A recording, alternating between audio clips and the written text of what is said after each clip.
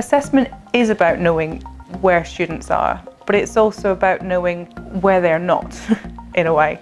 So it's about understanding whether or not the information that you've taught students has got through to them, whether they understand it, whether they can use it in different contexts.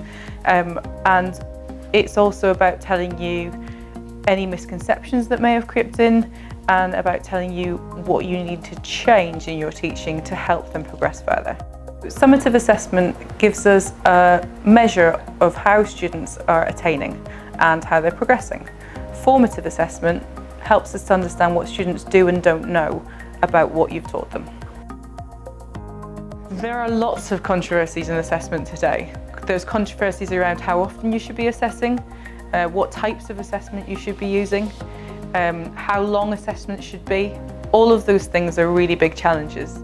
The thing that we are talking about the most in ARC at the moment about assessment is that it's not about analysing numbers on a spreadsheet and averaging grades and things like that.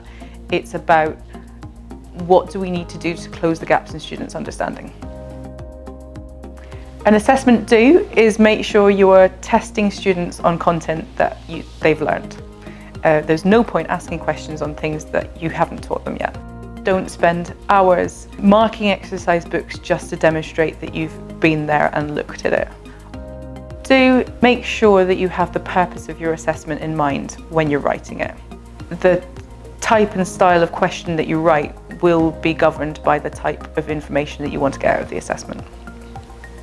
Don't make tests too regular. It's just not necessary.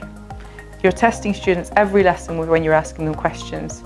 So choose the times when you're going to assess the students and make sure that there's a clear purpose to that assessment. If you're getting assessment right, then you will really genuinely understand the progress of your class, and so you'll be able to talk freely about it.